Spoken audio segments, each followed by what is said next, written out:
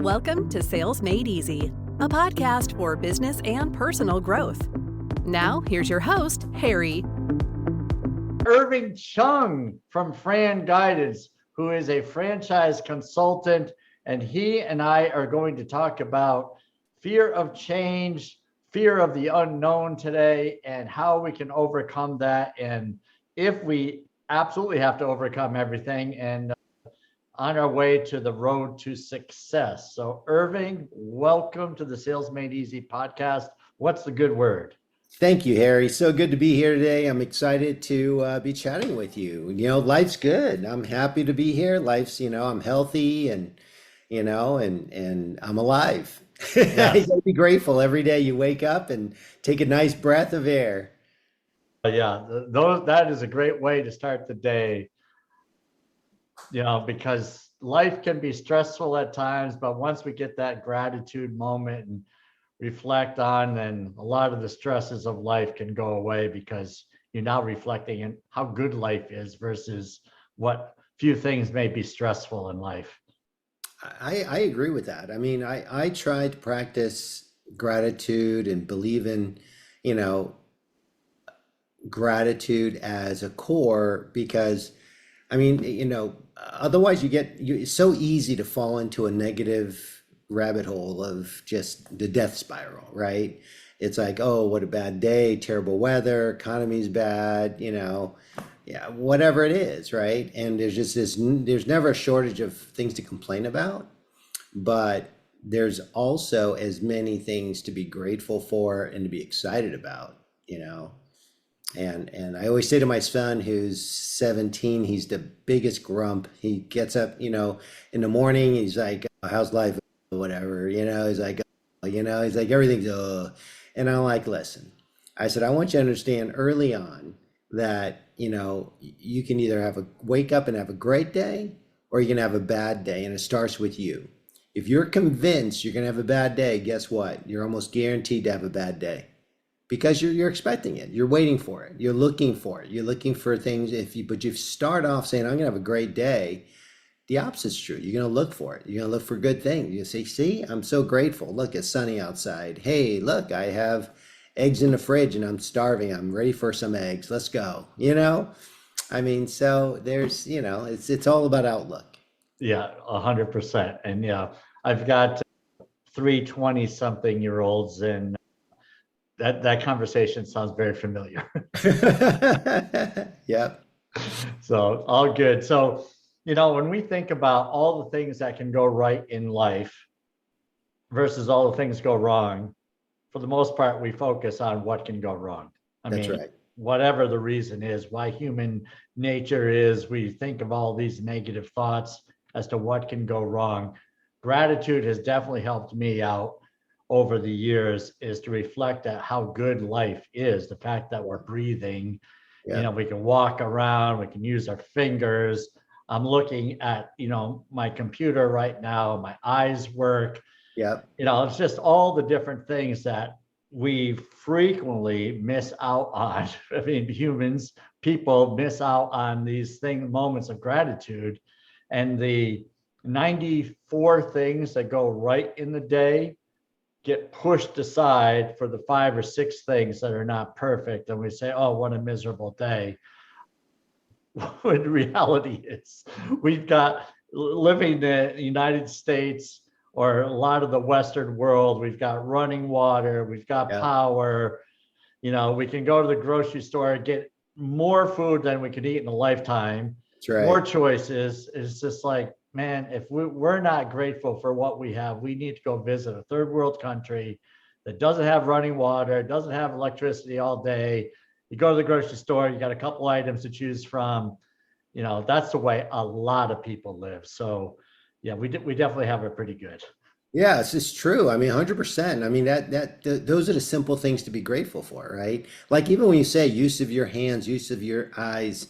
Here's the thing is, the minute one of those things get taken away from you, all of a sudden, you really appreciate it more. It's sad to say my brother passed away 2 years ago. And those kind of things of loss make you appreciate life. Right. right? You're like, wow, it's, you can't take for granted. I'm starting to get arthritis in my hands, Mhm. and it's one of those things that it's a natural part of aging. And all of a sudden, simple things like picking up tools and picking up things, and it hurts. And I'm like, wow, that really stinks. Mm. But have I ever been grateful that I can use my hands all the way up until this point? Right. No, I take it for granted, right? I mean, same thing with, I love my wife. I wake up every day grateful she's by my side, and that's the thing. It's like just being grateful for what you have, right? And not taking it for granted. And we do that all the time. My knee hurts. I mean, again, I'm kind of Mhm. talking about this, the terrible spiral of aging. My knee hurts, my hand hurts. I mean, when that happens, you're like, man, oh man, boy, I remember when I was able to hike and walk and run and all that stuff without pain. And now it's like, I got to go to an orthopedic specialist. I don't know what the heck's going on. Right. And so it's we got to remember to appreciate what we have, and not take anything for granted. And just on the side of that is you have a place to go, right? You just mentioned I can go see an orthopedic specialist. Yeah. Years ago, whatever it was, 100 years ago, before there was really those types of doctors, it's like, here, take a couple of aspirin. And then if you go back Right. several hundred years ago, you probably Yeah. wouldn't have lived as old as you are now, where the Oh average yeah, I'd probably lifespan be was dead. like I'd be 40 dead like years, 20 right? years ago. Like I think the oldest age, the average age of death was like 40 years old. Yeah, It's like, exactly. so we all should be dead now. See, that's That something to would be solve grateful a lot of for. problems. That's something to be grateful for. Oh my goodness, you're making me choke. So Irving, we were talking about early on, before we hit record, about this idea of fear of change. Yes. This is something that anyone who's looking at a franchise, anyone who's starting a business, or anyone who's thinking of starting a business, they have certain fears that go on. Fear of change is one, fear of Yeah. the unknown, fear of failure. So what is it that you see as a franchise consultant out there? What's holding people back, other than sometimes people are just not set up financially to invest in a franchise, but just on the personality side, what are you seeing out there? Yeah, that's a great question, Harry. So I meet with dozens of people every week, right? I mean, my job as a franchise consultant is just to provide education, Mm. right? I'm not a sales guy. I don't work for any franchise. So obviously, inside franchisors, they're just selling something, they're selling their concept, right? Mhm. I don't have any particular franchise that I'm affiliated with. I'm part of Fran Guidance is a advisory, we're an education source, we're a resource to expose people to different franchises. I have hundreds of franchise opportunities in my portfolio to share with people. But the number one thing that I run into is literally fear. Fear of risk, fear of the unknown, and it's funny because people don't seem to fear their jobs, even Mm. though there's so much job instability these days and insecurity. I mean, people can be just laid off at the drop of a hat. Amazon says to Wall Street, hey, our sales are down and our revenue's down. We're going to cut 4%. All of a sudden, their stock goes up. Well, there's not a secret to that. I mean, they're catering to the stock market, and basically employees are just a pawn to getting to where corporate earnings need to be. And all of a sudden they go down to management, say, sorry, 4% of your department's got to go. Has nothing to do with your performance, it has to do with numbers. And that's happening all over the place. Mm. Yet people feel more secure sitting where they are today. And I think part of that is because we're, as human beings, we're designed to be fearful, right? You go back to the prehistoric days and you're like, oh my God, that woolly mammoth is like, 5 tons, and that saber-toothed tiger, and you peek out your cave and you're like, oh my God. Yeah, I mean, that's part of our human nature, and that's ingrained in us, right? But in this modern day, it's really an irrational fear that to me causes people to not grow. Mm. Okay, whether that's fear, like if you're single and or divorced, and wow, I'm afraid of dating or opening myself up. fear of eating new foods, fear of travel, fear of getting on an airplane, fear of new cultures, fear of a career change, fear of doing something that I've never done before. All that keeps people from personal growth, in my opinion, because, we're designed to stay in our cave. It's like self-preservation, right? So, and I consider it irrational fear. That's the biggest issue that I run into. Yeah. I mean, just thinking as you're speaking about some of these things, it's in the idea of the corporate world where people look at that as security, how many people get laid off and are totally stunned by it, right? That's It's life altering. They go down this battle of depression. It's just like, they can't believe that this happened to me. Yeah. They're in this world of the comfort zone, right? Where everything seems to be normal. We don't think that anything is going to come to an end. But I mean, I've worked for a big company before, and things change every 90 days. I mean, it's just, get ready, and some, this is the, excuse me, the world that many live in these days, and the way that things fluctuate. There is no real security. There is no quote unquote job security when it's in someone else's hands. That's right. When you're speaking to people who are thinking about making the change, you've got to believe it's the same thinking that a lot of people have about starting their own business or side hustle is, what if this goes wrong? Or, what if I invest in something and I lose all my money? They have this type of thinking. Yeah. And instead of thinking about what could go right. Yeah. Right. So now you've got this idea that you can only think about the negative. And so how do you help people to kind of think about what could go right? What's your thought on that? Yeah, I mean, that's true. And you're willing to settle, right? Because you're like, okay, a bird in the hand is worth more than two in a bush. And you sit there and say, okay, am I better off just staying at my corporate salary of 150,000? At least I know I'm getting a check every month. Mm-hmm. Or will you, right? You don't take way into that risk of getting laid off. Or if I take that little risk and go into controlling my own future, can I double that? So is it better to have twice the income potential, but the fear of that transition getting me there keeps me to be really interested and willing to just take half of what I have? Again, that bird analogy, right? Bird in the hand. Hey, I got that. Well, here's the thing is, I don't agree with people being reckless, right? So the idea of being fearless, is I think wrong, right? The side of being fearful to prevent exposure and consideration of new things is wrong. It's somewhere in the middle, right? Like everything in life, right? There's somewhere in the middle.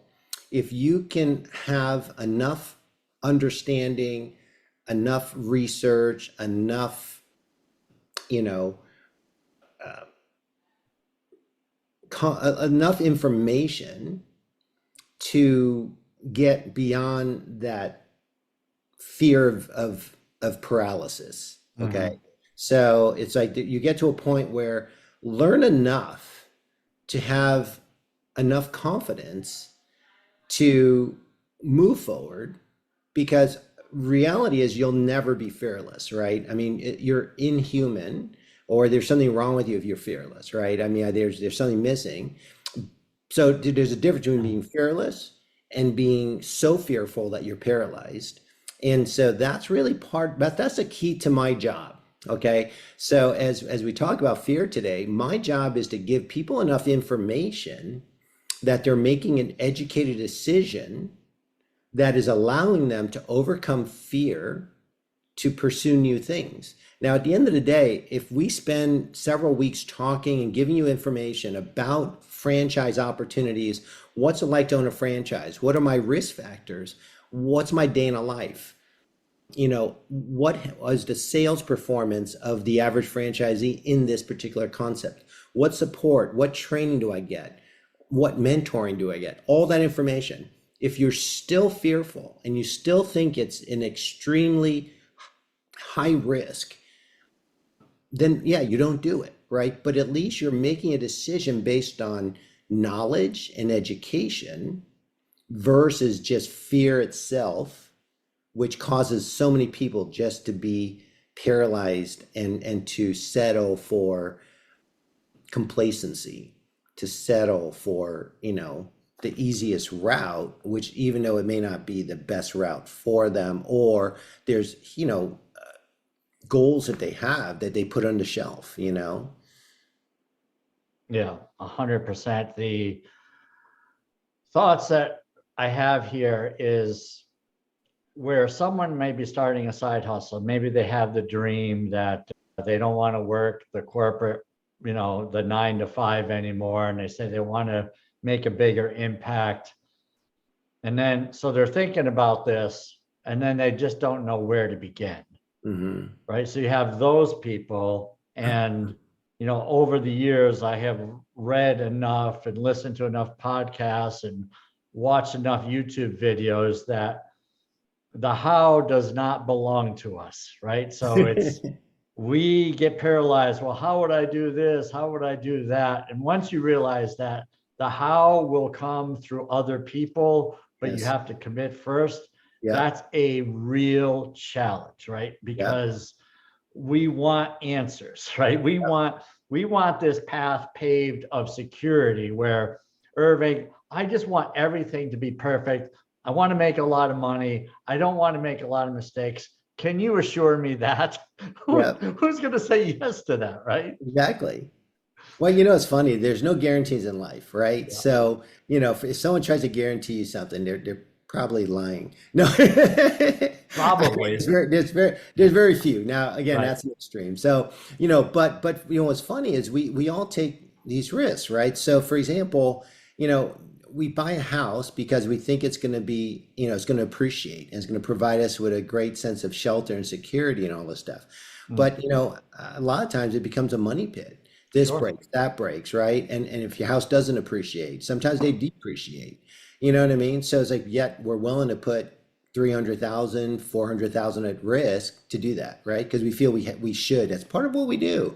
I mean, how many people are afraid of buying houses, right? I mean, maybe, but it's one of those things that you kind of go over that hump. Going to college, right? Do you look at it and are you fearful to go to college? I mean, we still go. I mean, there's no one that's going to say at the university, we're going to guarantee a job that's going to pay you, thousands and thousands of dollars, yet we all do it. Right. I mean, so that, and again, same thing with, marriage and all that stuff. No one's going to guarantee that, we're going to be married forever and we have a wonderful wife who's going to support us through everything, or husband. Yet we do it. So there's certain things that we take leaps of faith on. Getting into business ownership is a very similar type of, commitment of faith. Everything requires a little bit of a leap of faith, and as long as you have done your research, like I said, you don't just go buy a house. You look at comparable values, the neighborhood, your neighbors, the historical performance of that. Same with buying stocks, everything. It all goes back to having a little bit of knowledge to overcome those fears to make a smart decision. Same thing with the wife. I always tell young folks when they talk about relationship advice, I'm like, take your time, get to know each other. Don't rush into it, right? I mean, take a vacation together. Like seriously, right? I mean, spend time, like extended periods of time together. When you're dating and like you see each other for 4 or 5 hours, of course you can be in your best behavior and have a great time. It's like when you're with somebody 24/7 is when you start seeing every side of them. Oh my goodness, Irving, that is so true. Yeah, I'm like, I'm laughing because I know someone who did this recently, and it was like eye-opening. Yeah, exactly. Right. You see what they look like when like at, 5 in the morning or whatever, or, what they're like after, being up all night or not. I mean, how are they? I mean, it's just all these things. You're like, wow, Sure. there's so much to learn. Right. And that's the thing, right? So I always say that, if you can just educate yourself a little bit, it gives you that ability to overcome fear.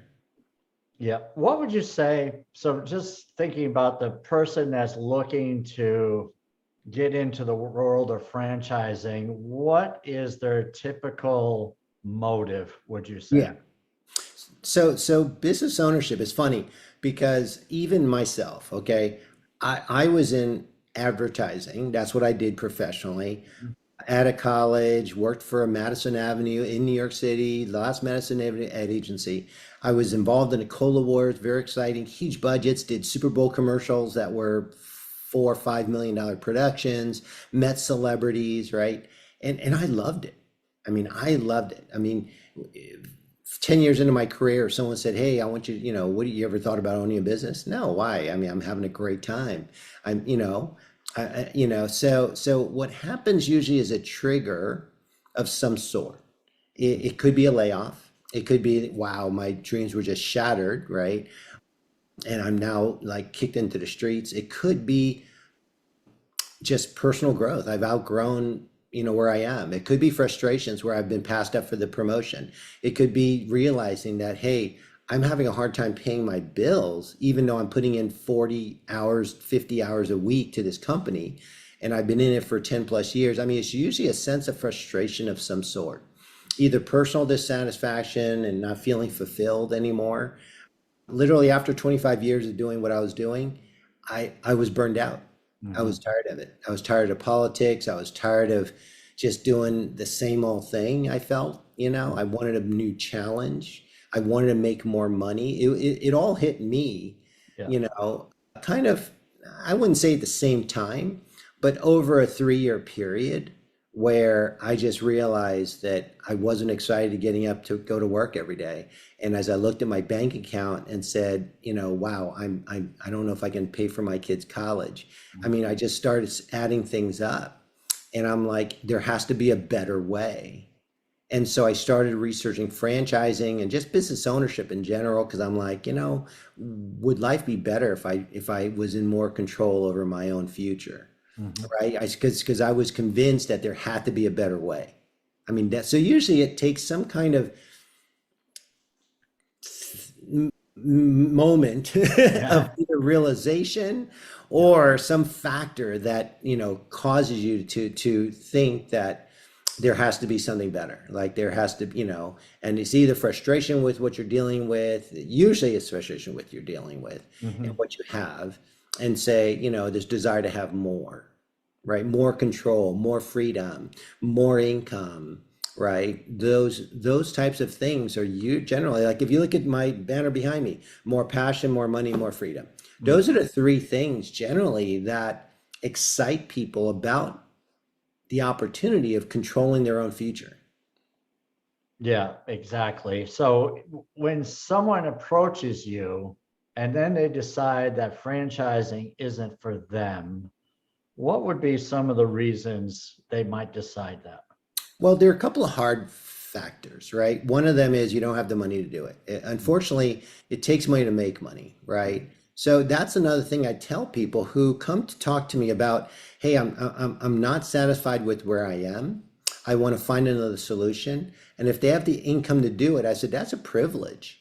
You actually earned your way to a point where you can actually make a choice because you have options. Sadly, there's people who, want to make the change, very eager, capable of making a change, decide they want to make a change. They don't have the revenue or the funds to do it. That's the saddest part, right? So there's sometimes, and then there's characteristics of people that not everyone is designed for business ownership. So let's go there as well, Harry. Okay. So there's 2 characteristics that I find to be essential to business ownership. Number 1 is you need to be self-driven. Okay. You need to be able to wake yourself up in the morning, take control of life. And if there's an issue, address it, right? There's some people, I'd say to people, if you're in a job and you need your boss to get you to work, okay, don't own your own business. Right. Because there's going to be no boss besides yourself to make you go to work, right? So if you wake up and you're like unmotivated, don't want to, make things happen, nobody is going to make things happen besides yourself. Yeah. So some people who just are not self-driven and need someone to tell them to do this, get to work, do this at work. Here's your deadline. Get these 6 things done by the end of the day, or you're fired, right? Some people have to live that way. If Sure. that's you, you have to be self-aware enough to say, okay, maybe, I'm not right for business because I got to show up every day for myself. Okay, so that's number one. You have to be self-driven. Number two is you have to have, and we talked about this when we first started talking, this whole idea of gratitude, but it's a little bit different. It's the idea of having an abundance mindset and an optimistic mindset. Mm. Okay, and abundance means the world's not coming to an end. The world, it's like I'm not. I mean, I'm.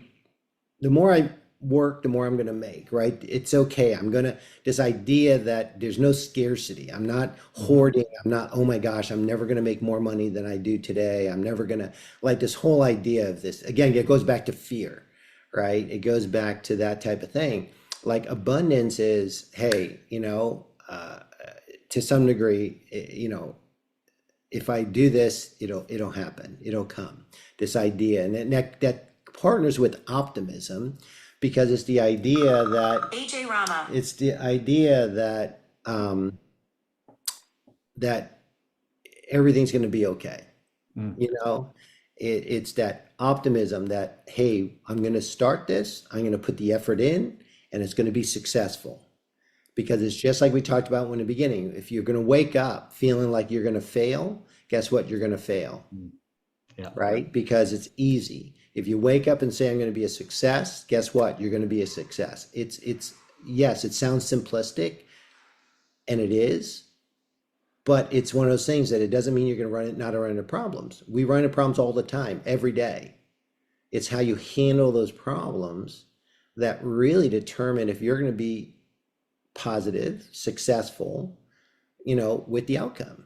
Yeah.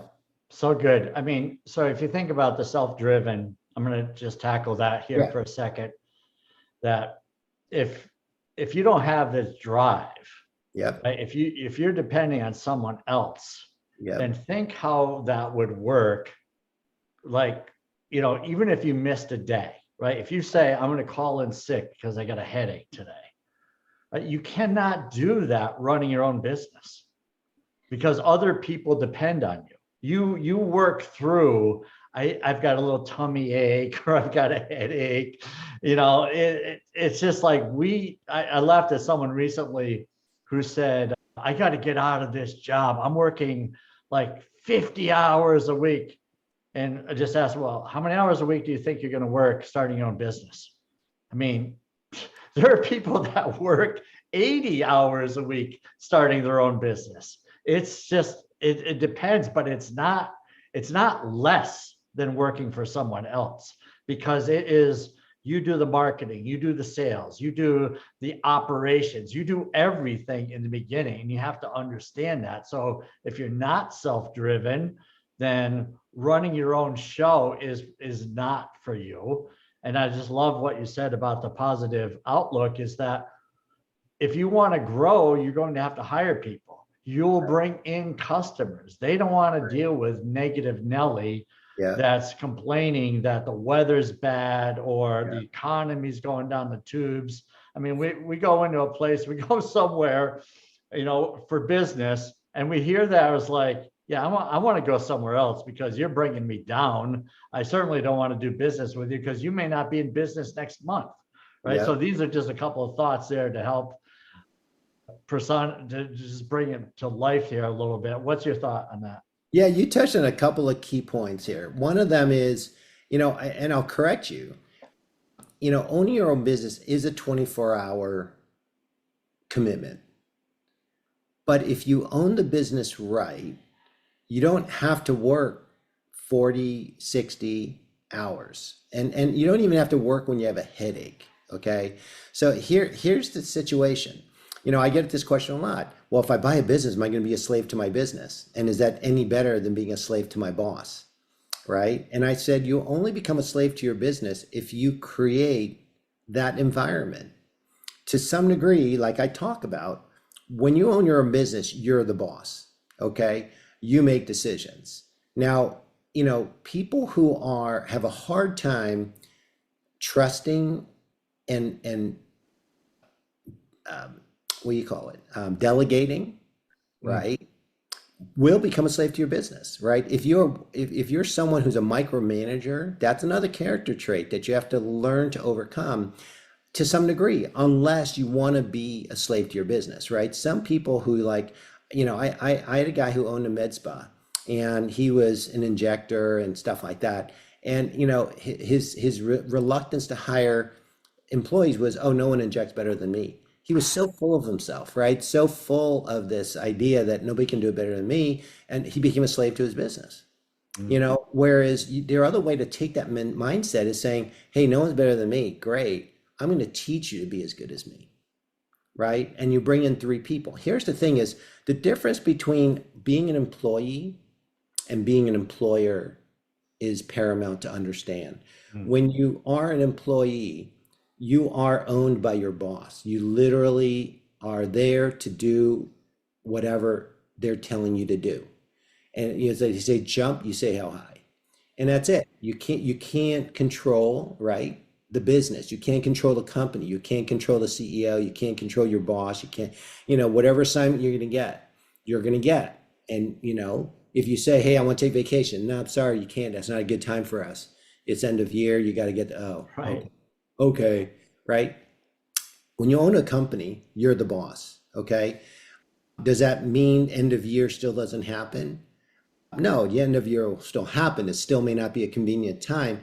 However, you can put in place the elements that allow you to have that time. For example, is there someone else can do the taxes? Is there someone else can do the report, right? You're hiring and putting in place, empowering a team of people that ideally are able to run the business, because the reality is when you own a business, your employees make you money, okay? If you build and train the right staff, the key is that you're going to be hiring people to be a team that's going to give you ultimately that freedom of time to be able to do what you want to do and not paint yourself as that only employee. I mean, it's not, it's what you create, right? And I always tell people, if your end goal in mind is to make 7 figures and your end goal in mind is to have freedom of time to travel and to enjoy life a little bit more without the requirements of, you create that in your own business. That's the freedom you have. Now, yes, it takes money to get there, right? So when you start, you are committing to putting a lot of time to learn the business and to hire and make sure you got the right people, right?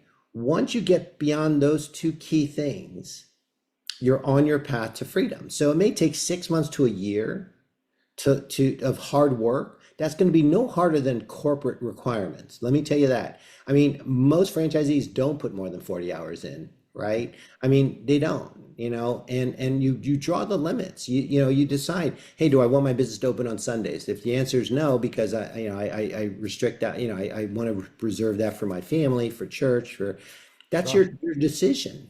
Yeah. Okay. It's no one's going to make you, do what you don't want to do. It's your business, right? I mean, those are the kind of freedoms you have. Like when an example, when I committed to owning my own franchise and I left corporate, I did not miss a single school event with my kids because that was a priority to me. Yep. One of the things that frustrated me was I had to ask permission to leave work to go see an orchestra concert, to meet with a parent-teacher meeting, to see a sport event, to coach a sport event, all those things, right? And not only was it a 30-minute drive to the school and back, but it was another hour to 2 hours of activity. So that's 3-4 hours out of my day. And almost 90% of the time it was inconvenient to the company. So it didn't happen. I missed all that. Right. And when I committed to owning my own franchise, I marked those in my calendar. And guess what? I made every single one of them because I had someone else at my small business cover for me. Either I reschedule an appointment to do something on the times that I wanted to do it, and there's flexibilities there. For example, if I have to do payroll, I have a deadline to do payroll twice a week. Anytime, within that time frame, I can do it. I can do it at midnight. I can do it at 2 PM. I can do it at 6 AM, right? I can schedule things, control my time. If someone had to be there personally, I went to my manager, hey, I need you to cover for this particular hour, 2 hours, 3 hours. right? You have control over that. So if you become a slave to your business when you're a business owner and it's your business, it's your fault. Yeah, I mean, so I'm thinking we're talking about two different things here. When you're just starting in this, as a startup, an individual, you're working, a lot of times you're working your corporate job and you're working this side hustle until you build it up. With a franchise, you get the roadmap. You get, this is what works. This is what your investment is you're getting, right? Which I think is a little bit different than the way a lot of us have started a business. What's your thought on that? I mean, yeah, there's two types of franchises. There's franchises that are designed to be owner operator. mm-hmm. And what that means is you can't have a W-2. Okay. Yeah. That's the only parameter. It doesn't mean you have to punch a clock and that means you have to be present, right? Owner operator means you have to be involved in your business. And what a franchisor will say is all that means is that you can't have a W-2 because they know that once you have a W-2, you don't own your time. Yeah. You can't just say, hey, I'm going to deal with this today in this very moment. Right. Okay. And that's it. That's the only caveat. What would be an example of something like that, Irving?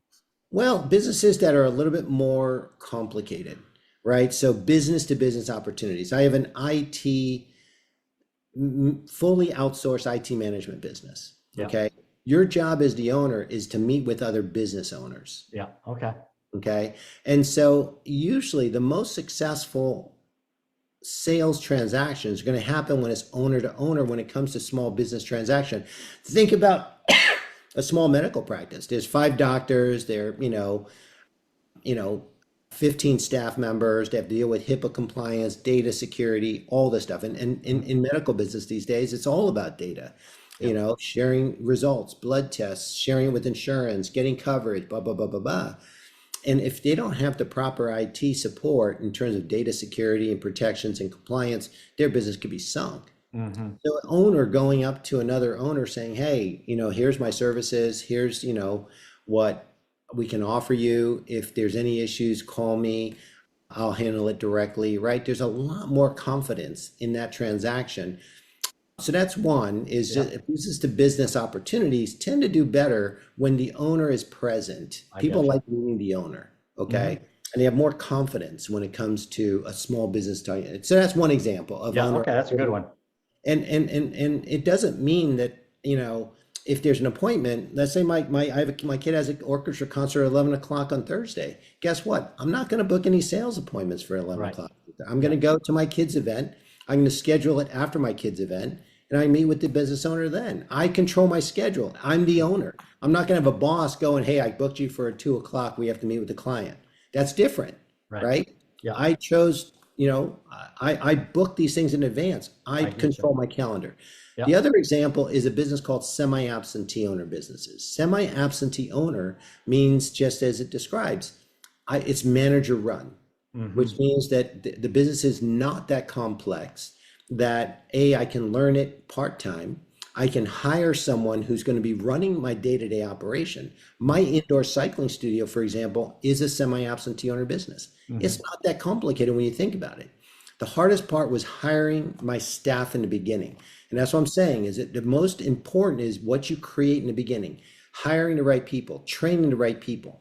Once you know and you have confirmation in the first 6 months that these are the right people, you can step away as much as you want, right? Because your manager's running the day-to-day. I got 16 employees, 8 instructors that teach class. Yeah. I am not in a good enough shape. I'm not young enough. I'm not energetic enough to teach a spin class. No one wants to pay $50 to watch me in front of that room, right? They want to see someone who's younger and more fit than I am. Yep. That's more aspirational, maybe a little more entertaining to watch, and I realize that, right? So I hire great instructors. That's my job, right? Yep. If I don't hire instructors, I become a slave because I force myself to have to be on a bike. It'll be a horrible business if I have to be on that bike. People wouldn't be coming, right? So that's understanding your model. Hiring front desk, mostly high school, college kids. They make $10 an hour. I make more than that. It's not worth my time to be sitting behind that front desk. So there's no role for me. Yeah. Except for being a general manager, right? I hire one person who runs the business day to day, and it allows me to run another business. I run my consulting business. Prior to that, before the transition, I worked my corporate job. That's a perfect business that lets you do two businesses, right? Because you pretty much, it's great for a second income. It's great. I mean, my franchise is a third income for me. Is a third income for me. Yeah. Okay. Right. So it's a great franchising is a great way to add additional income streams. Yeah. Was it a tough 6 months? Absolutely. I mean, money doesn't come easy, right? But let me tell you that after that first 6 months, after the first year, it got easier and easier. So you have to have the big picture mindset. Someone's gonna be, see, told you. I said, yeah, I'd rather be a slave to my business for 6 months and have a third income stream that's going to give me freedom 5 years from now. Yeah. Last year I went to Europe for 3 weeks with my family. Yeah. I mean, how hard is it to get 3 weeks off of corporate? Impossible. Or having the financial means to go to Europe for 3 weeks with 5 people. Yeah. I mean, that alone, requires a third income stream, right? And that's the problem with corporate jobs. You don't have that, the funding to do what you want to do. You don't have the freedom of time to do what you want to do. But if you build it with intention, you can have a greater chance of achieving it than if someone controlled your life, right? So good. I mean, Irving, this is super helpful. Probably a lot of people who have not considered franchising have not really given thoughts as to the different types of franchising that is available to them. So when people reach out to you, what is it you're suggesting then in the beginning? Tell me a little bit about what that looks like. Yeah, so really, first of all, my services are completely free.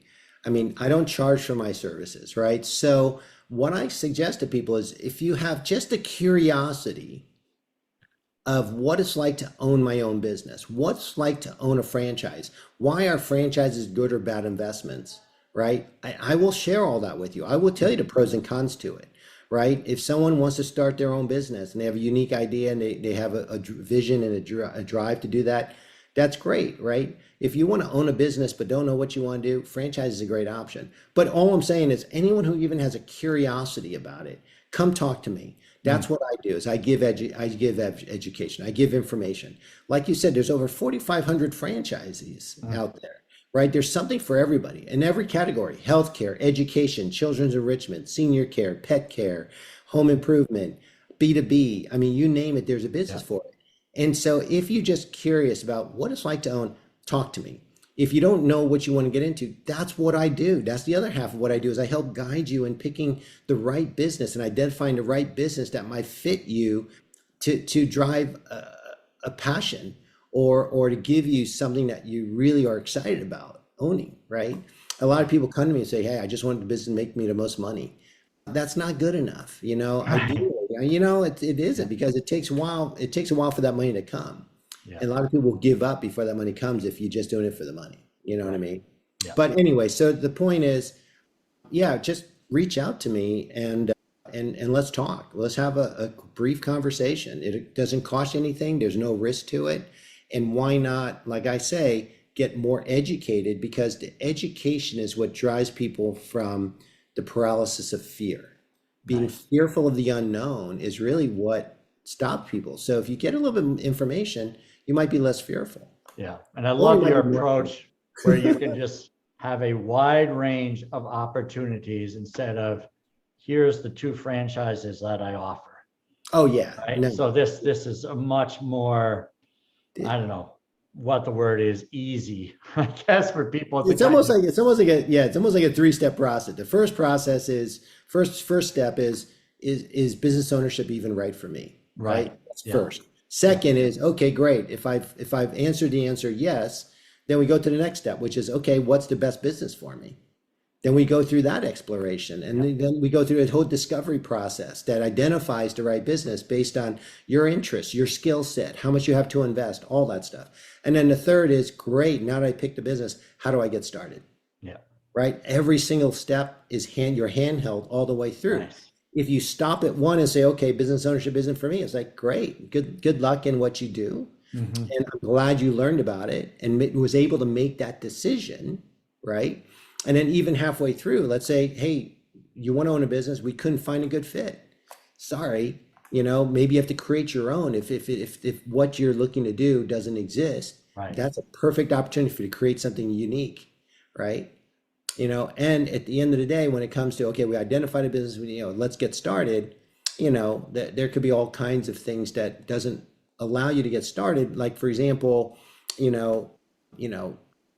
got sick, someone got sick, or you have to go and take care of someone else, whatever. There's a lot of life circumstances that happen, that could prevent you from starting right away, but you can plan for it.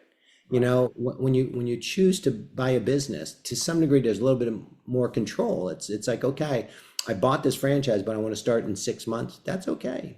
We can, there's flexibility there. Yeah.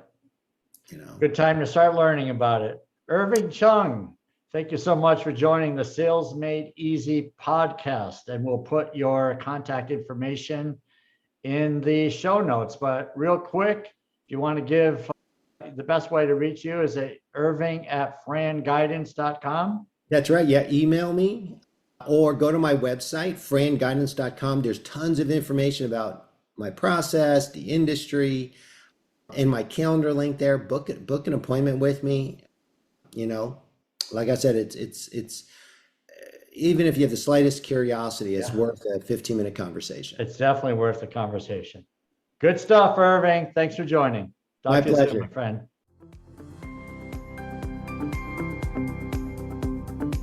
Thank you for listening to Sales Made Easy. If you found value in our conversations, please subscribe and leave a review. Our goal is to provide practical strategies for growing your business while staying true to your values. Remember, success in sales is about serving your clients. Serve first, and the selling will follow.